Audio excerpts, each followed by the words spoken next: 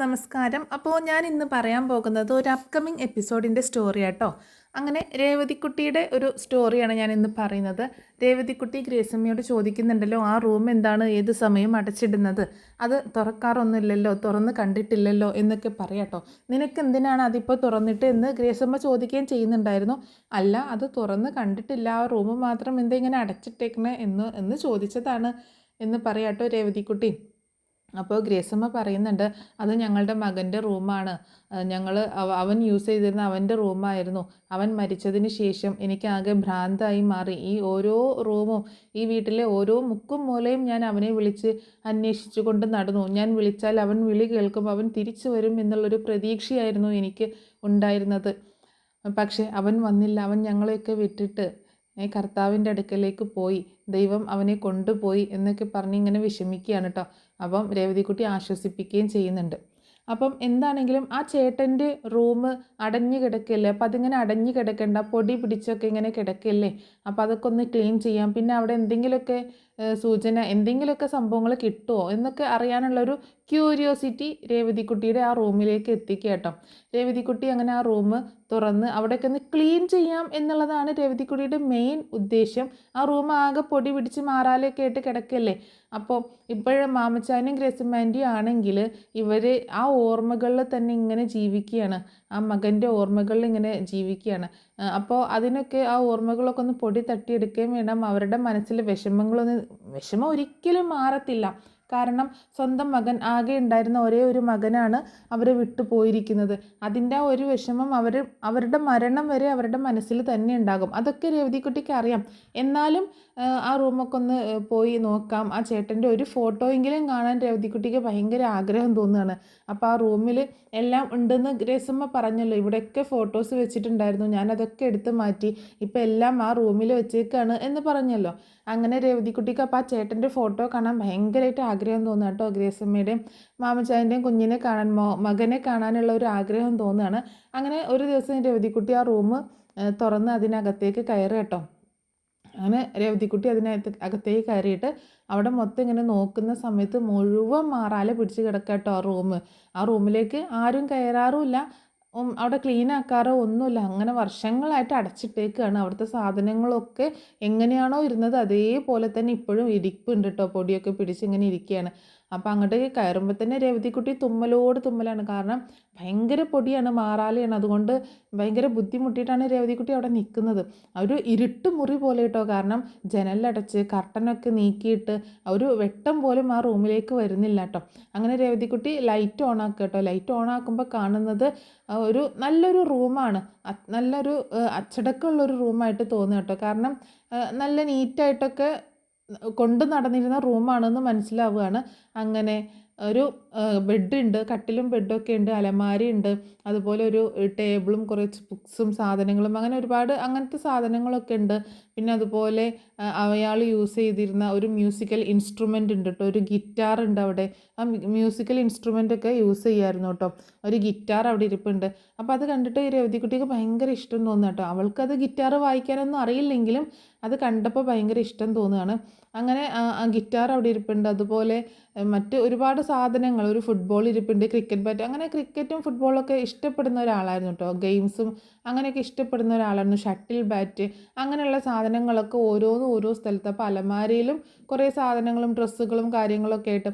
ബെഡൊക്കെ വിരിച്ചിട്ടേക്കുന്നതാണ്, പക്ഷേ മൊത്തം പൊടിയും പിടിച്ച് ആകെ അതിലൊന്നും കിടക്കാനോ ഒന്നും പറ്റത്തില്ല. അങ്ങനത്തെ ഒരു അവസ്ഥയിലാട്ടോ ബെഡും തലേണയും അങ്ങനെ എല്ലാ സാധനങ്ങളും ആ റൂമിലുണ്ട്.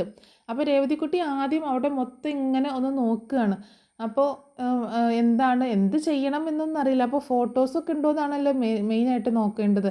അപ്പോൾ ആ റൂമിൽ ആ ടേബിളിൽ കുറേ ഫോട്ടോസ് ഇങ്ങനെ ഇരിക്കുന്നത് കാണുക കേട്ടോ. ഒരു ടേബിൾ ഉണ്ട്, അതിൽ കുറേ ബുക്സും കാര്യങ്ങളൊക്കെ ഉണ്ടെന്ന് പറഞ്ഞല്ലോ. അപ്പോൾ അവിടെ ഇങ്ങനെ ഒരു ഷെൽഫൊക്കെ ഉണ്ട് അവിടെ. അതിൻ്റെ അടുത്തേക്ക് വന്നിട്ട് ആ ഫോട്ടോസൊക്കെ എടുത്ത് നോക്കുക കേട്ടോ. അപ്പോൾ രേവതിക്കുട്ടി കാണുകയാണ് മാമച്ചാൻ്റെയും ഗ്രേസമ്മയുടെയും മകൻ്റെ ഫോട്ടോ കാണുക കേട്ടോ. അത് കണ്ടിട്ട് അതിലേക്ക് തന്നെ ഇങ്ങനെ നോക്കി നിൽക്കുകയാണ് രേവതിക്കുട്ടി. അപ്പോൾ ആ ഫോട്ടോ കണ്ടപ്പം മാമച്ചായൻ്റെ ഒരു ഫേസ് കട്ടൊക്കെ തോന്നുക കേട്ടോ. മാമച്ചായൻ്റെ ഫേസ് കട്ടായിട്ട് തോന്നുകയാണ് കേട്ടോ നമ്മുടെ രേവതിക്കുട്ടിക്ക്. അങ്കിളിൻ്റെ അതേപോലെ തന്നെ ഉണ്ട് മകനെ കാണാൻ എന്നൊക്കെ ഇങ്ങനെ ചിന്തിക്കുകയാണ്. അങ്ങനെ നിൽക്കുന്ന സമയത്താണ് പെട്ടെന്ന് രേവതിക്കുട്ടി എന്നുള്ള ഒരു വിളി കേൾക്കുന്നത് കേട്ടോ. ഭയങ്കര ഷൗട്ട് ചെയ്തുകൊണ്ട് വിളിക്കുകയാണ്. അപ്പോൾ തിരിഞ്ഞു നോക്കുമ്പോൾ ഗ്രേസമ്മ കേട്ടോ. അപ്പോൾ ഗ്രേസമ്മ ആ റൂമിൻ്റെ പുറത്തേക്ക് അകത്തേക്ക് പോലും കയറുന്നില്ല കേട്ടോ. പുറത്ത് ഇങ്ങനെ നിന്നിട്ട് വളരെ ദേഷ്യത്തിലാട്ടോ നിൽക്കുന്നത്. നിന്നോട് ആര് പറഞ്ഞു ഈ റൂം തുറക്കാൻ, ഇതിനകത്തേക്ക് കയറാൻ ആരാ പറഞ്ഞത് നിന്നോട് എന്ന് ചോദിച്ചുകൊണ്ട് ദേഷ്യപ്പെടുക കേട്ടോ. അത് ഞാൻ എന്നൊക്കെ പറഞ്ഞിട്ട് മര്യാദക്ക് റൂമിൽ നിന്ന് പുറത്തിറങ്ങിക്കോ എന്ന് പറയാം കേട്ടോ. അങ്ങനെ പുറത്തേക്ക് ഇറങ്ങുകയാണ് രേവതിക്കുട്ടി. അങ്ങനെ പുറത്തേക്ക് ഇറങ്ങിയിട്ട് ഇനി മേലിൽ ഈ റൂമിൽ കയറി പോകരുത് എന്നൊക്കെ പറഞ്ഞ് ദേഷ്യപ്പെടുന്നൊക്കെ ഉണ്ട്. അത് ആൻറ്റി, ഞാൻ ഈ റൂം ഒന്ന് ക്ലീൻ ചെയ്യാമെന്ന് കരുതി കയറിയതാണ്, അല്ലാതെ മറ്റൊന്നുമല്ല എന്നൊക്കെ പറയാട്ടോ രേവതിക്കുട്ടി. നിനക്ക് തരുന്ന ഫ്രീഡം നീ മിസ്യൂസ് ചെയ്യുന്നുണ്ട്. നിന്നെ ഞങ്ങളൊരു സെർവൻ്റായിട്ടല്ല ഇവിടെ കാണുന്നത് എന്ന് വെച്ചിട്ട് എല്ലാ കാര്യത്തിലും കയറി തലയിടേണ്ട കാര്യമൊന്നും നിനക്കില്ല എന്നൊക്കെ പറയാട്ടോ. അപ്പോൾ രേവതിക്കുട്ടിക്ക് ഭയങ്കര വിഷമാവുകയാണ്. അപ്പോൾ രേവതിക്കുട്ടിക്ക് അത് വിഷമമായിന്ന് കണ്ടപ്പോൾ ഗ്രേസമ്മ പിന്നെ സോറി പറയാട്ടോ. അത് ഞാൻ അങ്ങനെ നിന്നെ വിഷമിപ്പിക്കാൻ പറഞ്ഞതല്ല, ഞങ്ങളുടെ മകൻ്റെ റൂമല്ലേ, എപ്പോഴെങ്കിലുമൊക്കെ ആ റൂമിലേക്ക് കയറുമ്പോൾ അവൻ അവിടെ ഉള്ളതുപോലൊരു ഫീലാണ്. അപ്പോൾ അവൻ്റെ ആ ഒരു പ്രസൻസ് നഷ്ടപ്പെടാതിരിക്കാൻ വേണ്ടിയിട്ടാണ് നിന്നോട് അങ്ങനെ പറഞ്ഞത് എന്ന് പറയാട്ടോ. അപ്പോൾ രേവതിക്കുട്ടി പറയുന്നുണ്ട്, നമുക്ക് ആ റൂം ഒന്ന് ക്ലീൻ ചെയ്യാം ആൻറ്റി, ആകെ പൊടി പിടിച്ച് കിടക്കില്ലേ. അപ്പോൾ ആ ചേട്ടൻ അവിടെ ഉണ്ടെങ്കിൽ, ചേട്ടൻ്റെ ഒരു പ്രസൻസ് അവിടെ ഉണ്ടെങ്കിൽ നമുക്ക് അവിടെ ഒന്ന് ക്ലീൻ ആക്കിയിട്ട് കഴിഞ്ഞാൽ ഒരു സന്തോഷമല്ലേ എന്നൊക്കെ പറയണം. അപ്പം ഗ്രേസമ്മ അങ്ങനെ സമ്മതിക്കാട്ടോ, എന്നാൽ നീ നിൻ്റെ ഇഷ്ടം പോലെ ചെയ്യേ എന്ന് പറയാണ്. അങ്ങനെ രേവതിക്കുട്ടിക്ക് ഭയങ്കര സന്തോഷമാവാണ്. അങ്ങനെ രേവതിക്കുട്ടി ആ റൂം ക്ലീൻ ചെയ്യാനായിട്ട് പോവാണ്. അപ്പം എന്തായാലും ഗ്രേസമ്മേൻ്റെ ഒരു അനുവാദം കിട്ടിയല്ലോ. ഗ്രേസമ്മ പറഞ്ഞിട്ടുണ്ടായിരുന്നു, അവൻ മരിച്ചതിന് ശേഷം ഞങ്ങൾ അങ്ങോട്ടേക്ക് കയറാറില്ല, ഞങ്ങൾക്ക് അങ്ങോട്ട് കയറുമ്പോൾ ഭയങ്കര ഫീലാണ്, വേദനയാണ്, ഓർക്കാനേ വയ്യ എന്നൊക്കെ പറയാട്ടോ. നമുക്ക് സാരമില്ല, ഞാനൊന്ന് ക്ലീൻ ചെയ്യാം, എന്നിട്ട് നമുക്ക് പിന്നെ കയറുന്നോ വേണ്ടെന്ന് പിന്നെ തീരുമാനിക്കാം. എന്തായാലും ക്ലീൻ ആക്കിയിട്ടൊന്ന് വൃത്തിയായിട്ടിരിക്കുമ്പോൾ ഒന്നുകൂടെ ഒരു പോസിറ്റീവ് എനർജി അല്ലേ, പോസിറ്റിവിറ്റി അല്ലേ എന്ന് പറയണം. അങ്ങനെ എന്തായാലും ഗ്രേസമ്മ സമ്മതിക്കുക കേട്ടോ. അങ്ങനെ രേവതിക്കുട്ടി ആ റൂമൊക്കെ ക്ലീൻ ചെയ്യാനായിട്ട് തുടങ്ങുകയാണ്. ആദ്യം ബെഡ്ഷീറ്റൊക്കെ ഊരിക്കളഞ്ഞ് അതൊക്കെ തട്ടിക്കുടഞ്ഞ് പൊടിയൊക്കെ, അതുപോലെ ജനലൊക്കെ ഒന്ന് തുറന്നിട്ട് നല്ല കാറ്റും വെളിച്ചമൊക്കെ ഒന്ന് കയറട്ടെ എന്ന് കരുതിയിട്ട് കർട്ടനൊക്കെ മാറ്റി ജനലൊക്കെ തുറന്നിടുകയാണ്. എന്നിട്ട് ജനലും വാതിലും അവിടെയുള്ള എല്ലാ സാധനങ്ങളും തുടച്ച് വൃത്തിയാക്കുകയാണ്. റൂമൊക്കെ മാറാലെ പിടിച്ചിട്ടും അതുപോലെ പല്ലിക്കാട്ടവും അങ്ങനെയുള്ള എല്ലാ സംഭവങ്ങളും ഉണ്ടായിരുന്നു കേട്ടോ. അപ്പോൾ എന്താണെങ്കിലും രേവതിക്കുട്ടി എല്ലാം ക്ലീൻ ആക്കുകയാണ്. അങ്ങനെ ടേബിളൊക്കെ ക്ലീനാക്കി അവിടെയുള്ള പുസ്തകങ്ങളും എല്ലാം തുടച്ച് ക്ലീനാക്കി വെച്ചുകൊണ്ടിരിക്കുകയാണ്. ആ ഗിറ്റാറൊക്കെ എടുത്ത് തുടച്ച് വൃത്തിയാക്കി വെക്കുന്നുണ്ട് കേട്ടോ. അതുപോലെ ഫുട്ബോളും ക്രിക്കറ്റ് മെയിനായിട്ട് ക്രിക്കറ്റ് പ്ലെയർ ആയിരുന്നു കേട്ടോ അവരുടെ മകൻ. ക്രിക്കറ്റും ബോളും ഒക്കെ അവിടെ ഇരിപ്പുണ്ട്. അതൊക്കെ തുടച്ച് വൃത്തിയാക്കി എല്ലാം അതാത് സ്ഥാനങ്ങളിൽ തന്നെ വൃത്തിയും മെനക്കായിട്ട് ആ റൂം നീറ്റാക്കി വെക്കുകയാണ്. അങ്ങനെയാണ് പിന്നീട് ടേബിളിൻ്റെ അടുത്തേക്ക് വരുന്നത്. അപ്പോൾ ടേബിളിൽ കുറേ പുസ്തകങ്ങളുണ്ട്, ഡയറികളുണ്ട്, അതുപോലെ പേന, അങ്ങനെയുള്ള സാധനങ്ങൾ, പിന്നെ ഒരു ബാഗ്, അങ്ങനെ കുറേ സാധനങ്ങളുണ്ട് കേട്ടോ. പിന്നെ അലമാരീൻ്റെ ഉള്ളിൽ ഒരുപാട് ഡ്രസ്സുകളൊക്കെ, അതൊക്കെ തുറന്ന് നോക്കുമ്പം അതൊക്കെ മടക്കി വെച്ചത് നീറ്റായിട്ട് തന്നെയാണ്. അതുകൊണ്ട് രേവതിക്കുട്ടി അതൊന്നും തൊടുന്നില്ല കേട്ടോ. കാരണം ഡ്രസ്സൊക്കെ ഇടാതെ ഇരിക്കുന്ന ഡ്രസ്സുകളല്ലേ, പിന്നെ അതൊന്നും എടുത്ത് മടക്കി വെക്കേണ്ട കാര്യമില്ലല്ലോ. അതൊക്കെ നോക്കുമ്പോൾ നല്ല വൃത്തിയിൽ തന്നെയാണ് മടക്കി വെച്ചേക്കുന്നത്. അതൊക്കെ ഗ്രേസമ്മ ചെയ്യുന്ന പണികളായിരുന്നു കേട്ടോ. ഗ്രേസമ്മയായിരുന്നു അവൻ്റെ എല്ലാ കാര്യങ്ങളും ചെയ്തിരുന്നത്. അപ്പോൾ ആ റൂമൊക്കെ അങ്ങനെ ഏകദേശം വൃത്തിയിൽ കൊണ്ടുവന്നിരുന്നതൊക്കെ ഗ്രേസമ്മയാണ്. അപ്പോൾ അലമാരീൻ്റെ ഉള്ളിലേക്കൊന്നും തൊടുന്നില്ല. പിന്നെ ആ ടേബിളിലുള്ള ബുക്സും സാധനങ്ങളൊക്കെ ഒന്ന് അടുക്കി പെറുക്കി ഓർഡറാക്കി വെച്ചുകൊണ്ടിരിക്കുന്ന സമയത്താണ് പെട്ടെന്നൊരു പുസ്തകം താഴെ വീഴുക കേട്ടോ. അവളുടെ കൈ തട്ടിയിട്ട് താഴെ വീഴണം. അപ്പോൾ ആ താഴെ വീഴുന്ന സമയത്ത് ഇതെന്താ, ഒരു പുസ്തകം ആ താഴെ വീണല്ലോ, അപ്പോൾ അതെടുത്ത് വെക്കാമെന്നുള്ള രീതിയിലാണ് രേവതിക്കുട്ടി ആ ബുക്ക് കയ്യിലെടുക്കുന്നത് കേട്ടോ. അപ്പോൾ അതൊരു ഡയറി ആയിരുന്നു കേട്ടോ. അതൊരു ഡയറിയാണ് ആ കൈ തട്ടി താഴെ വീണിട്ടുണ്ടായിരുന്നത്. അങ്ങനെ ആ ഡയറി കയ്യിലെടുക്കുന്ന സമയത്ത് ഇതൊരു ഡയറി ആണല്ലോ എന്ന് ചിന്തിക്കുകയാണ് രേവതിക്കുട്ടി. അപ്പം ഇതെന്തായിരിക്കും ഇതിൽ എഴുതിയിട്ടുണ്ടാവുക? വല്ല പേഴ്സണൽ ഡയറി ആണോ, അതോ ഇനി വെറുതെ റഫ് നോട്ടായിട്ട് എന്തെങ്കിലുമൊക്കെ കുത്തിക്കുറിക്കുന്ന ഡയറി ആയിരിക്കുമോ? എന്താണെങ്കിലും ഒന്ന് തുറന്നു നോക്കാം എന്നുള്ള രീതിയിൽ നിൽക്കുന്ന സമയത്ത് അല്ലെങ്കിൽ വേണ്ട, തുറന്നു നോക്കണ്ട എന്ന് വിചാരിക്കുക കേട്ടോ. പെട്ടെന്നാണ് ആ ഡയറി എടുത്തതിൻ്റെ തൊട്ടപ്പുറത്തായിട്ട് മറ്റൊരു സാധനം രേവതിക്കുട്ടിയുടെ കണ്ണിൽ കാണുന്നത് കേട്ടോ. അതൊരു ചിത്രമായിരുന്നു കേട്ടോ, ഒരു ഫോട്ടോ ആയിരുന്നു കേട്ടോ, ഒരു പെൺകുട്ടിയുടെ ഫോട്ടോ. രേവതിക്കുട്ടി അത് കയ്യിലെടുത്ത് നോക്കുമ്പോൾ അതൊരു പെൺകുട്ടിയുടെ, നല്ല ഭംഗിയുള്ള ഒരു പെൺകുട്ടിയുടെ ഫോട്ടോ ആണ് കേട്ടോ. അപ്പോൾ ഇത് കണ്ടിട്ട് ഇത് ആരായിരിക്കും എന്നിങ്ങനെ ചിന്തിക്കുകയാണ് രേവതിക്കുട്ടി. അപ്പോൾ നല്ലൊരു ഭംഗിയുള്ള പെൺകുട്ടി, ഇത് ആരായിരിക്കും എന്നുള്ള ഒരു ചിന്ത അവളുടെ മനസ്സിലിങ്ങനെ വരിക കേട്ടോ. അപ്പോൾ ഈ ഡയറിയിൽ നിന്ന് ഒരു പെൺകുട്ടിയുടെ ഫോട്ടോ കിട്ടണമെങ്കിൽ ഈ പെൺകുട്ടി ഈ ചേട്ടന് അത്രയും വേണ്ടപ്പെട്ട ആളായിരിക്കണമല്ലോ എന്ന് രേവതിക്കുട്ടി ഇങ്ങനെ ചിന്തിക്കുകയും ചെയ്യുന്നുണ്ട്. അങ്ങനെ ആ ഫോട്ടോ നോക്കി കുറേ നേരം നിൽക്കുന്നുണ്ട്. ഈ ചേച്ചിയെ കാണാൻ എന്ത് ഭംഗിയാ, എൻ്റെ അലീന ചേച്ചിയെ പോലെ തന്നെ ഉണ്ടെന്ന് അങ്ങനെ ചിന്തിക്കുന്നുണ്ട് കേട്ടോ. അലീന ചേച്ചിയുടെ എന്തൊക്കെയോ ചായയുണ്ട് ഈ ചേച്ചിക്ക്. അലീന ചേച്ചിയുടെ കണ്ണാണോ മൂക്കാണോ, അപ്പോൾ ഒരു ഒരു ഒരു അറ്റാച്ച്മെൻറ്റ് ആ ഫോട്ടോയും അലീനയുമായിട്ടൊരു ഒരു എന്താ ബന്ധം തോന്നുക കേട്ടോ രേവതിക്കുട്ടിക്ക്. അലീന ചേച്ചിയുടെ പോലെ തന്നെ നല്ല സുന്ദരിയാണ് ഈ ചേച്ചിയും എന്നിങ്ങനെ ചിന്തിക്കുന്നുണ്ട്. അങ്ങനെ ആ ഫോട്ടോ അങ്ങനെ നോക്കിക്കൊണ്ട് നിൽക്കുകയാണ്. അപ്പോൾ ഇതിനിപ്പോൾ ഗ്രേസമ്മയും മാമച്ചായനെയും കാണിക്കണോ, എന്താ ഇപ്പോൾ വേണ്ടേ എന്നിങ്ങനെ ചിന്തിക്കണം. അങ്ങനെ ആ ഡയറി എന്തായാലും ഡയറിക്കുള്ളിൽ നിന്നല്ലേ ഫോട്ടോ കിട്ടിയത്. അപ്പോൾ ആ ഡയറിയിൽ എന്താണ് എന്നുള്ളത് നോക്കാം. ഇനിയിപ്പോൾ മറ്റൊരാളുടെ പേഴ്സണൽ ഡയറി വായിക്കുന്നത് മോശമാണ്, പക്ഷെ എന്നാലും ആ ആൾ മരിച്ചുപോയി, ഇതിൽ നിന്നൊരു ഫോട്ടോ കിട്ടുകയും ചെയ്തു. അപ്പോൾ ഈ ഫോട്ടോയിലുള്ളത് ആരാണ് എന്നൊക്കെ ഒന്ന് അറിയണമെന്നുണ്ടെങ്കിൽ എന്തെങ്കിലും ഒരു സൂചന ഈ ഡയറിയിൽ നിന്ന് കിട്ടിയാലോ എന്ന് കരുതിയിട്ട് രേവതിക്കുട്ടി ആ ഡയറി ഓപ്പൺ ചെയ്തിട്ട് അങ്ങനെ വായിക്കാനായിട്ട് തുടങ്ങുക കേട്ടോ. അപ്പോൾ അതിൽ ആ ചേട്ടൻ കുറച്ച് പേഴ്സണൽ കാര്യങ്ങളൊക്കെ ഇങ്ങനെ എഴുതി വെച്ചിട്ടുണ്ടായിരുന്നു കേട്ടോ. എന്താ പറയുക, ഗ്രേസമ്മയും മാമച്ചാനും പറ്റിയൊക്കെ ആ ഡയറിയിൽ എഴുതിയിട്ടുണ്ട് കേട്ടോ. ഇടയ്ക്ക് ഗ്രേസമ്മയായിട്ട് വഴക്കിട്ടതും പിണങ്ങിപ്പോയതും വൈകുന്നേരം ആയപ്പോഴേക്ക് ഗ്രേസമ്മയെ കാണാൻ വിഷമിച്ച് ഗ്രേസമ്മയോട് പിണങ്ങിയല്ലോ എന്നുള്ള വിഷമിച്ച് വൈകിട്ട് തിരിച്ചു വന്നതും അങ്ങനെയുള്ള കാര്യങ്ങളും, അതുപോലെ മാമച്ചായൻ്റെ ഒരു പരുക്കൻ സ്വഭാവത്തെക്കുറിച്ചും പക്ഷേ ഉള്ളിലുള്ള ആ സ്നേഹം തിരിച്ചറിയാനുണ്ടായ സാഹചര്യം, അങ്ങനെയുള്ള കാര്യങ്ങളൊക്കെ അതിൽ എഴുതി വെച്ചിട്ടുണ്ടായിരുന്നു. അതുപോലെ പിന്നെ ഒരു പെൺകുട്ടിയെ പറ്റിയിട്ടും എഴുതി വെച്ചിട്ടുണ്ടായിരുന്നു കേട്ടോ. ഞാൻ അവളെ ഇന്ന് ആദ്യമായിട്ട് കണ്ടു എന്ന് പറഞ്ഞിട്ടാണ് എഴുതി വെച്ചിട്ടുള്ളത്. അപ്പോൾ കോളേജിൽ വെച്ചിട്ടുള്ള ഒരു പ്രണയത്തെക്കുറിച്ചാണ് അതിലൊക്കെ എഴുതി വെച്ചിട്ടുള്ളത് കേട്ടോ. അങ്ങനെയാണ് അത് ആ പെൺകുട്ടിയാണ് ഈ കയ്യിലിരിക്കുന്ന ഫോട്ടോ എന്ന് രേവതിക്കുട്ടിക്ക് മനസ്സിലാവുകയാണ്. അങ്ങനെ അതിൽ പെൺകുട്ടിയുടെ പേരും കാര്യങ്ങളൊന്നും അതിൽ ഫസ്റ്റ് ഒന്നും എഴുതിയിട്ടില്ല കേട്ടോ. അങ്ങനെ പെൺകുട്ടിയെക്കുറിച്ച് ഇങ്ങനെ കാര്യങ്ങൾ എഴുതിയേക്കുകയാണ്. അവളുടെ ആ കണ്ണുകളാണ് എന്നെ ആകർഷിച്ചത് എന്നൊക്കെ പറഞ്ഞിട്ട് കുറച്ച് റൊമാൻറ്റിക്കായിട്ട് ഇങ്ങനെ എഴുതി വെച്ചിട്ടുണ്ട്. അങ്ങനെ അപ്പം ഇവനൊരു പെൺകുട്ടിയായിട്ട് പ്രണയത്തിലായിരുന്നു എന്നുള്ള കാര്യം രേവതിക്കുട്ടിക്ക് മനസ്സിലാവുകയാണ്. പക്ഷേ അത് ഈ പെൺകുട്ടിയാണെന്നും മനസ്സിലാവണം. പക്ഷേ ഇത് ആരാണ്, എവിടെയുള്ളതാണ്, ഈ ചേച്ചി എവിടുത്തെ ഒന്നും രേവതിക്കുട്ടിക്ക് അറിയില്ല. എങ്ങനെ കണ്ടുപിടിക്കും, അഡ്രസ്സോ കാര്യങ്ങളോ ഒന്നും തന്നെ ഇല്ല. അപ്പം എന്ത് ചെയ്യും എന്നിങ്ങനെ അന്വേഷിച്ച് ഇങ്ങനെ നിൽക്കുകയാണ്, ഇന്നിങ്ങനെ വിഷമിച്ച് നിൽക്കുകയാണ്. അപ്പോൾ ആ ഡയറിയിൽ ഓരോ പേജും ഇങ്ങനെ മറിച്ച് നോക്കുന്ന സമയത്ത് ആ ഡയറിയിൽ നിന്ന് ഒരു അഡ്രസ്സ് കിട്ടുക കേട്ടോ. അതായത് ഈ പെൺകുട്ടിയുടെ വീടും സ്ഥലമൊക്കെ എവിടെയാണെന്നുള്ളൊക്കെ ഒരു അഡ്രസ്സ് ആ രേവതിക്കുട്ടിക്ക് കിട്ടുന്നുണ്ട്. അതുപോലെ ഒരു കത്ത് കിട്ടുന്നുണ്ട് കേട്ടോ ആ ഡയറിയിൽ നിന്ന്. അപ്പോൾ ഈ പെൺകുട്ടിയെക്കുറിച്ച് ഇങ്ങനെ കുറേ കാര്യങ്ങൾ എഴുതി. പിന്നീട് ഇവർ സ്ഥിരമായിട്ട് കണ്ടുമുട്ടുന്നതും ഇവർ യാത്ര ചെയ്തതും അതുപോലെ ടൂറ് പോയതും ഇവർ ഒരുമിച്ച് താമസിച്ചതുമായിട്ടുള്ള കാര്യങ്ങളൊക്കെ ഡയറിയിൽ എഴുതി വെച്ചിട്ടുണ്ട് കേട്ടോ. അപ്പോൾ അത്രയും ഡീപ്പായിരുന്നു അവരുടെ ഒരു അഫെയർ എന്ന് പറഞ്ഞിട്ടുണ്ടെങ്കിൽ. വെറും ഒരു പ്രണയം എന്ന് പറഞ്ഞിട്ടുണ്ടെങ്കിൽ കണ്ട് ചിരിച്ച് അങ്ങനെ പോകുന്ന ഒരു പ്രണയത്തിനപ്പുറം അവർ ഒരുമിച്ച് ജീവിക്കാൻ തീരുമാനിച്ചിരുന്നു, ആഗ്രഹിച്ചിരുന്നു, അത് തീരുമാനിച്ചിരുന്നു കേട്ടോ. അവരെന്തായാലും എന്തൊക്കെ വന്നാലും ഒരുമിച്ച് ജീവിക്കണമെന്ന് തീരുമാനിച്ച രണ്ട് വ്യക്തികളായിരുന്നു. അങ്ങനെ എന്താണെങ്കിലും അതൊക്കെ രേവതിക്കുട്ടിക്ക് ആ കത്തിലൂടെ മനസ്സിലാവുകയാണ്. അപ്പം അതുപോലെ തന്നെ അവരുടെ വീട്ടുകാർ ഏകദേശം ഈ കാര്യങ്ങളൊക്കെ അറിഞ്ഞിട്ട് ഒരു എൻഗേജ്മെൻറ്റ് പോലെയൊക്കെ നടത്താമെന്നുള്ളൊരു തീരുമാനത്തിലൊക്കെ എത്തിയിരുന്നു. ആദ്യം ആ പെൺകുട്ടിയുടെ വീട്ടിൽ എതിർപ്പായിരുന്നു എന്നും പിന്നീട് സമ്മതിച്ചു എന്നും ഒക്കെ ഉള്ള കാര്യങ്ങളൊക്കെ അതിൽ എഴുതി വെച്ചിട്ടുണ്ട് കേട്ടോ. അങ്ങനെ പിന്നെ പെട്ടെന്ന് നെക്സ്റ്റ് പേജ് മറിക്കുന്ന സമയത്താണ് ഒരു ലെറ്റർ കിട്ടുന്നത് കേട്ടോ. അപ്പോൾ ആ ലെറ്റർ കിട്ടുമ്പം അതെടുത്ത് വായിച്ചു നോക്കുകയാണ്. അപ്പോൾ അതെടുത്ത് വായിച്ചു നോക്കുന്ന സമയത്ത് അതിലെഴുതിയിട്ടുള്ളത് എല്ലാ പ്ലാനിങ്ങും തെറ്റിപ്പോയി ചേട്ടാ എന്നും പറഞ്ഞിട്ട് അതിലിങ്ങനെ എഴുതിയേക്കാം കേട്ടോ. ഞാൻ ആകെ ഇപ്പോൾ പെട്ടിരിക്കുകയാണ്, ഇനിയിപ്പോൾ നമ്മൾ എന്താ ചെയ്യുക എന്നൊക്കെ പറഞ്ഞിട്ട് ഇങ്ങനെ കുറച്ച് കാര്യങ്ങൾ എഴുതിയിട്ടുണ്ടാവും. അപ്പോൾ ആ ലെറ്റർ വായിച്ച് കഴിഞ്ഞ് രേവതിക്കുട്ടി ആകെ ഞെട്ടിത്തരിച്ചിരിക്കുക കേട്ടോ. ആകെ ഷോക്കായിട്ട് പോവുകയാണ്. കാരണം എന്താണെന്ന് വെച്ചാൽ ആ ലെറ്ററിൽ എഴുതിയിട്ടുള്ളത് മറ്റൊന്നല്ല, ആ പെൺകുട്ടി ഗർഭിണിയാണ് എന്നുള്ള കാര്യം ഇവനെ അറിയിക്കുക കേട്ടോ.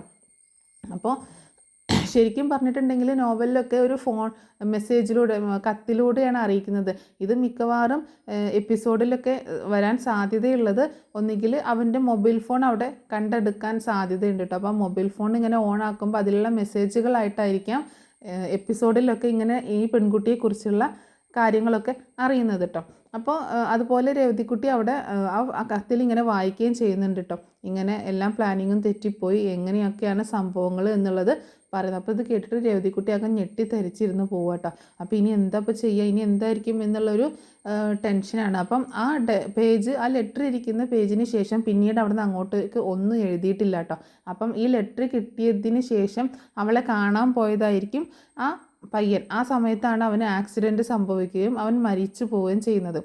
അങ്ങനെ ആ ഡയറിയിലേക്ക് തന്നെ ആ ലെറ്ററും ഫോട്ടോയും വെച്ചിട്ട് ഇതെന്തായാലും കാണിച്ചു കൊടുക്കണം, പറയണം മാമച്ചായനോടും ഗ്രേസമ്മയോടും ഇക്കാര്യങ്ങളൊക്കെ അറിയിക്കണം എന്നുള്ളത് ഇങ്ങനെ രേവതിക്കുട്ടി തീരുമാനിക്കുകയാണ്.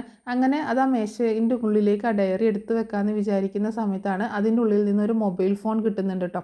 അപ്പോൾ ആ മൊബൈൽ ഫോൺ എടുത്ത് നോക്കുമ്പോൾ അത് പാസ്വേഡ് ഒന്ന് ഇട്ട് വെച്ചിരിക്കുകയാണ്, ലോക്ക്ഡ് ആട്ടോ. അപ്പോൾ അതിൻ്റെ പാസ്വേഡ് അറിയാത്തത് കാരണം രേവതിക്കുട്ടിക്ക് അത് ഓപ്പൺ ചെയ്യാൻ പറ്റുന്നില്ല. പിന്നെ അത് മാത്രമല്ല, ആ ഫോണ് സ്വിച്ച് ഓഫാണ്, ആ ഫോണിൽ ചാർജ് ഒന്നുമില്ല. അപ്പോൾ ഇതെങ്ങനെ ഓപ്പൺ ചെയ്യുന്ന, ഒരു മൊബൈൽ ഇങ്ങനെ കൈകാര്യം ചെയ്യുന്ന ഒന്നും രേവതിക്കുട്ടിക്ക് അറിയില്ലല്ലോ. അപ്പോൾ ഒരു മൊബൈൽ ഫോൺ അവിടെ നിന്ന് കാണുകയാണ്. അപ്പോൾ അത് എടുത്ത് നോക്കുമ്പോൾ അത് ഓൺ ആവുന്നില്ല. അപ്പോൾ രേവതിക്കുട്ടി ആ ഫോൺ അവിടെ തന്നെ വെക്കുക കേട്ടോ.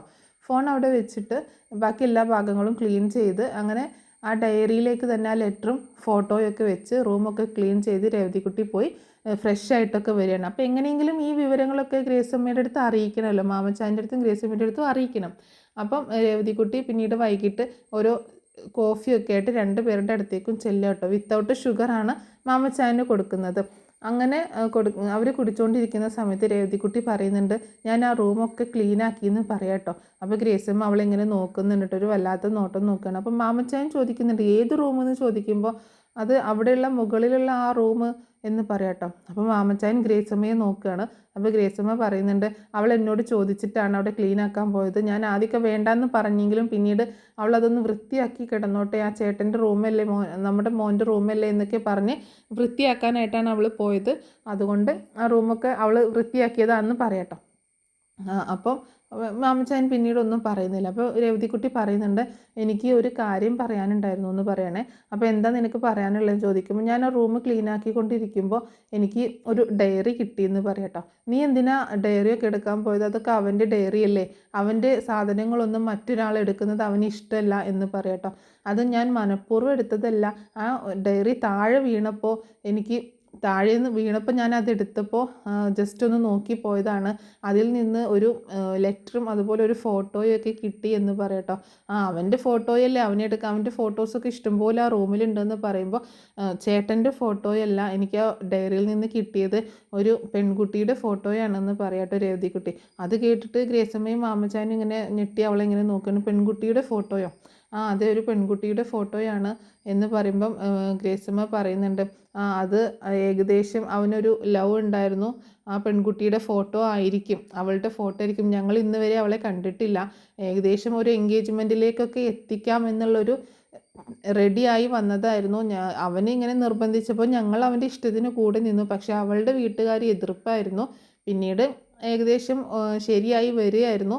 അതിനിടയ്ക്കാണ് അവന് ആക്സിഡൻറ്റ് സംഭവിച്ചതെന്നൊക്കെ പറയാട്ടോ. അപ്പം രേവതിക്കുട്ടി പറയുന്നുണ്ട്, അതിൽ ഞാൻ കുറച്ച് കാര്യങ്ങൾ കണ്ടു, ആ ഒരു ലെറ്റർ ഉണ്ടായിരുന്നു, അതിൽ കുറച്ച് കാര്യങ്ങൾ വായിച്ചു എന്ന് പറയാട്ടോ. എന്താ നീ വായിച്ചത്?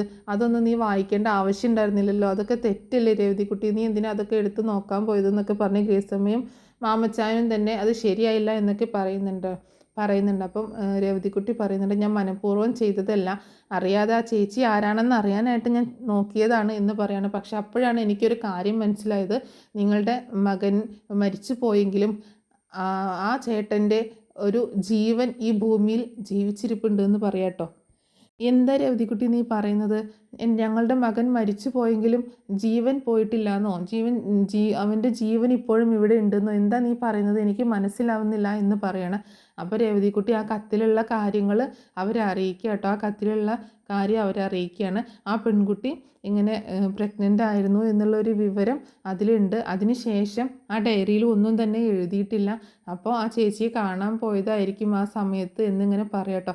അത് കേട്ടിട്ട് മാമച്ചാനും ഗ്രേസമ്മയും ഞെട്ടിത്തരിച്ചിരിക്കുക കേട്ടോ. ആ പെൺകുട്ടി ഗർഭിണിയായിരുന്നു എന്നുള്ള വിവരം ഇവരിങ്ങനെ ആകെ ഷോക്കായിട്ടാണ് അത് കേട്ടത് കേട്ടോ. രേവതിക്കുട്ടി പറയുന്നത്, നീ പറയുന്നത് സത്യമാണോ? നീ എന്താ ഈ പറയുന്നത് എന്നൊക്കെ ചോദിക്കുമ്പോൾ ഞാൻ പറയുന്നത് സത്യമാണ്, അത് ആ ഡയറിയിലുണ്ട്, ഞാനത് എടുത്തുകൊണ്ട് വരട്ടെ എന്ന് ചോദിക്കുക കേട്ടോ. എന്നാൽ നീ പോയി അത് എടുത്തുകൊണ്ട് വാ എന്ന് പറയണം. അങ്ങനെ രേവതിക്കുട്ടി പെട്ടെന്ന് പോയിട്ട് ആ ഡയറിയും ആ ഫോട്ടോയും ആ ലെറ്ററും ഒക്കെ എടുത്തുകൊണ്ടെന്ന് കൊടുക്കുക കേട്ടോ. അപ്പോൾ മൊബൈൽ ഫോൺ എടുത്തുകൊണ്ട് വരുന്നുണ്ട് കേട്ടോ. അങ്ങനെ ആ ഫോട്ടോ കാണിച്ചു കൊടുക്കുകയാണ്. അപ്പോൾ ഇവർ ആ ഫോട്ടോയൊന്നും കണ്ടിട്ടില്ല, ഈ പെൺകുട്ടിയുടെ ഫോട്ടോയൊന്നും ഇവർ കണ്ടിട്ടില്ല. ഏകദേശം ഇങ്ങനെ ഒരു പെൺകുട്ടിയായിട്ട് ഇഷ്ടമുണ്ട് എന്നറിയായിരുന്നു. അപ്പോൾ അവളെ കാണാനൊക്കെ പോയി സെറ്റാക്കാമെന്നൊക്കെ വിചാരിച്ചിരിക്കുന്ന സമയത്താണ് ഇങ്ങനൊരു അപകടം സംഭവിക്കുന്നത്. അങ്ങനെ ഫോട്ടോ കാണിച്ചു കൊടുക്കുകയാണ്. മാമച്ചാനും നോക്കുന്നുണ്ട്, അതുപോലെ ആ ലെറ്ററും കാണിച്ചു കൊടുക്കുക കേട്ടോ. ആ ലെറ്ററിൽ ഉള്ളത് വായിച്ചിട്ട് ഗ്രേസമ്മ ഇങ്ങനെ ഞെട്ടിത്തെരിച്ചിരിക്കുകയാണ്. തൻ്റെ മകന് ഇങ്ങനൊരു സംഭവം പറ്റിപ്പോയല്ലോ, അപ്പോൾ ആ കുഞ്ഞിപ്പോൾ ജീവിച്ചിരിപ്പുണ്ടാവുമോ, എന്താണ് ഈ പെൺകുട്ടി എവിടെയാണ് എന്നൊക്കെയുള്ള ഒരു ചിന്ത അവരുടെ മനസ്സിലിങ്ങനെ കടന്നു വരിക കേട്ടോ. അപ്പോൾ ഇവൾ പറയുന്നുണ്ട്, രേവതിക്കുട്ടി പറയുന്നുണ്ട്, ഈ ചേച്ചിയെ പറ്റി വേറെ വിവരങ്ങളൊന്നുമില്ലല്ലോ, ഒരു പക്ഷേ ഈ മൊബൈലിനുള്ളിൽ എല്ലാ സംഭവങ്ങളും ഉണ്ടായിരിക്കും, എന്തെങ്കിലുമൊക്കെ ഡീറ്റെയിൽസ് ഉണ്ടാവും, പക്ഷേ ഈ ഫോണ് സ്വിച്ച് ഓഫ് ആണെന്ന് പറയാട്ടോ. അത് അവൻ്റെ ഫോണാണ്, അന്ന് മുതൽ അത് സ്വിച്ച് ഓഫ് ആയിട്ട് ഇരിക്കുന്നതാണ്, ഇനി അത് വർക്കാവോ എന്നൊന്നും അറിയത്തില്ല എന്ന് പറയാണ് മാമച്ചായൻ. എന്തായാലും ഒന്ന് ചാർജ് ചെയ്ത് നോക്കാം, ഇതിൻ്റെ ചാർജർ വല്ലതും ഉണ്ടോ എന്ന് ചോദിക്കുമ്പോൾ അത് ചിലപ്പോൾ ആ റൂമിൽ തന്നെ ഉണ്ടാകും എന്ന് പറയാണ് ഗ്രേസമ്മ. അങ്ങനെ രേവതിക്കുട്ടി തന്നെ പോയിട്ട് ആ മേശയിൽ നിന്ന് ചാർജറും കണ്ടെത്തി കൊണ്ടുവരികയാണ്. അങ്ങനെ ഫോൺ ചാർജിലിടുക കേട്ടോ. അപ്പോൾ എന്താണെങ്കിലും ഈ ന്യൂസ് അറിഞ്ഞിട്ട് അവരാകെ ഞെട്ടിത്തരിച്ചിരിക്കുക കേട്ടോ. അപ്പോൾ ഇങ്ങനൊരു സംഭവം ഒരിക്കലും പ്രതീക്ഷിച്ചിരുന്നില്ല. തൻ്റെ മകന് ഇങ്ങനൊരു പ്രണയം ഉണ്ടായിരുന്നു എന്നറിയാം, പക്ഷെ അതിലിങ്ങനൊരു പെൺകുട്ടി ഗർഭിണിയായിരുന്നു എന്നുള്ള വിവരം ഇവർക്ക് കിട്ടുന്ന ന്യൂ ഇൻഫർമേഷനാട്ടോ. അത് കേട്ടിട്ട് ഇവരാകെ ഞെട്ടിത്തിരിച്ചിരിക്കുകയാണ്. വീണ്ടും വീണ്ടും ആ കത്ത് വായിക്കുന്നുണ്ട്. അങ്ങനെ രേവതിക്കുട്ടി ഫോൺ ചാർജിലിടുകയാണ്. അങ്ങനെ പിന്നീട് ഫോണൊക്കെ ചാർജ് ആയതിനു ശേഷം അത് ഓപ്പൺ ആക്കാൻ നോക്കുമ്പം പെട്ടെന്ന് ഇങ്ങോട്ട് ഓപ്പണായി വരുന്നില്ല കേട്ടോ. അതിലെന്തൊക്കെയോ സ്ക്രീനിൽ മിസ്റ്റേക്കുകൾ ഇങ്ങനെ വരികയാണ്, ഡിസ്പ്ലേ പ്രോബ്ലംസ് ഒക്കെ വരികയാണ്. അങ്ങനെ അത് ഒരുവിധം ഓപ്പണായി വരുന്ന സമയത്ത് അതിനൊരു ലോക്ക് ഉണ്ടായിരുന്നു കേട്ടോ. സ്ക്രീൻ ലോക്കായിരുന്നു, ഫോൺ ലോക്കായിരുന്നു. അപ്പോൾ അതെങ്ങനെ ഓപ്പൺ ചെയ്യും, അതിൻ്റെ പാറ്റേൺ ഒന്നും അറിയില്ല. അപ്പോൾ ഇവരാണെങ്കിൽ പണ്ട് മകൻ യൂസ് ചെയ്തിരുന്നില്ല, അപ്പോൾ അത്രയ്ക്ക് ഓർക്കുന്നുമില്ല. അപ്പോൾ ജസ്റ്റ് അങ്ങനെ 2-3 കാര്യങ്ങൾ ഓർത്തിട്ട് മാമച്ചായൻ തന്നെ അതിൻ്റെ പാറ്റേൺ നോക്കുമ്പോൾ ശരിയാവുന്നില്ല കേട്ടോ. അപ്പം ഗ്രേസമ്മ പറയുന്നുണ്ട്, ഞാൻ നോക്കട്ടെ എന്ന് പറഞ്ഞിട്ട് ഗ്രേസമ്മ ഓർത്തെടുത്തിട്ടുണ്ട്. അപ്പോൾ ഒരിക്കൽ ഗ്രേസമ്മയ്ക്ക് അവൻ കാണിച്ചു കൊടുത്തിട്ടുണ്ട് കേട്ടോ. ഇവൻ ഈ ഫോണിൽ ഇങ്ങനെ ലോക്ക് ഇട്ടിട്ട് ഗ്രേസമ്മ ഒരിക്കൽ വഴക്ക് പറഞ്ഞിട്ടുണ്ടായിരുന്നു, നിനക്ക് എന്താ ഇത്രയ്ക്ക് സീക്രട്ട് ഇതിൽ സൂക്ഷിക്കാൻ എന്നൊക്കെ പറഞ്ഞിട്ട്. അപ്പോൾ ഗ്രേസമ്മയ്ക്ക് ഒരിക്കൽ കാണിച്ചു കൊടുത്തിട്ടുണ്ടായിരുന്നു. അങ്ങനെ ഗ്രേസമ്മ ലോക്ക് ഓപ്പൺ ആക്കുക കേട്ടോ, ഫോൺ ഓപ്പൺ ആക്കുകയാണ്. അങ്ങനെ ഓപ്പൺ ആക്കിയിട്ട് നോക്കുമ്പം അതിൽ വാട്സപ്പിലും ഗ്യാലറിയിലൊക്കെ ആയിട്ട് ഒരുപാട് കാര്യങ്ങളുണ്ട്. അങ്ങനെ ഗ്യാലറിയിൽ ഈ പെൺകുട്ടിയൊത്തുള്ള ഒരുപാട് ചിത്രങ്ങൾ കാണാം കേട്ടോ. ഇവർ ടൂറ് പോയതും റൂമിൽ സ്പെൻഡ് ചെയ്തതുമായിട്ടുള്ള അങ്ങനെയുള്ള കാര്യങ്ങളൊക്കെ കാണുമ്പോൾ മാമച്ചാനും ഗ്രേസമ്മയും മുഖത്തോട് മുഖം നോക്കുന്നുണ്ട് കേട്ടോ. അങ്ങനെ ആ പെൺകുട്ടിയുടെ അങ്ങനെ വാട്സപ്പ് ചാറ്റ് എടുക്കുമ്പോൾ ആ പെൺകുട്ടിയായിട്ട് വാട്സപ്പിൽ ചാറ്റ് ചെയ്തതൊക്കെ കാണുകയാണ്.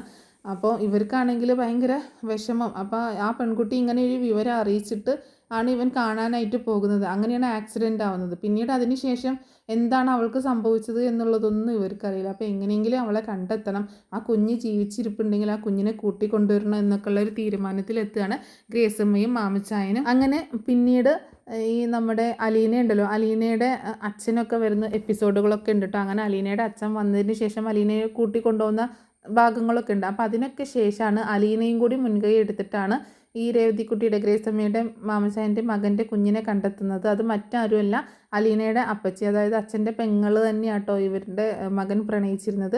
അങ്ങനെ അവരുടെ ചിന്നുമോളാണ് ഇവരുടെ പേരക്കുട്ടിയായിട്ട് വരുന്നത്. അപ്പോൾ ആ എപ്പിസോഡുകളൊക്കെ എന്ന് പറഞ്ഞാൽ ഞാൻ ഡീറ്റെയിൽ ആയിട്ട് തന്നെ ഒരിക്കൽ പറഞ്ഞിടാം കേട്ടോ, എങ്ങനെയാണ് ഇവർ കണ്ടെത്തുന്നത് എന്നുള്ളതും ഏത് രീതിയിലൂടെയാണ്, അപ്പോൾ എങ്ങനെയാണ് പിന്നീട് ചിന്നുകുട്ടി ഇവരുടെ കയ്യിലേക്ക് എത്തുന്നത് എന്നൊക്കെ ഉള്ളത് ഞാൻ ഡീറ്റെയിൽ ആയിട്ട് ഒരിക്കൽ പറഞ്ഞിടാം. അപ്പോൾ എന്താണെങ്കിലും ചിന്നുമോളാണ് ഇവരുടെ മകൻ്റെ കുഞ്ഞ്. അലീനയുടെ അച്ഛൻ്റെ സഹോദരിയാണ് ഇവർ മകന് സ്നേഹിച്ചിരുന്ന പെൺകുട്ടി. പിന്നെ അലീനയുടെ അച്ഛനായിട്ട് വരുന്നത് ആരാണെന്ന് അറിയാനായിട്ട് എല്ലാവർക്കും ആഗ്രഹം ഉണ്ടായിരിക്കും അല്ലേ. അപ്പോൾ ഏകദേശം എനിക്കൊരു ഇമേജ് കിട്ടിയിട്ടുണ്ട് ആരാണ് വരുന്നത് എന്നുള്ളത്. അപ്പോൾ ഞാനത് അടുത്തൊരു എപ്പിസോഡിലായിട്ട് പറയുന്നതായിരിക്കും. അപ്പോൾ ഒന്നുകൂടി കൺഫേം ആക്കിയിട്ട് പറയുന്നതായിരിക്കും കേട്ടോ. അപ്പോൾ ഈ സ്റ്റോറി നിങ്ങൾക്ക് ഇഷ്ടമായി വിചാരിക്കുന്നു. സപ്പോർട്ട് ചെയ്യാം കേട്ടോ.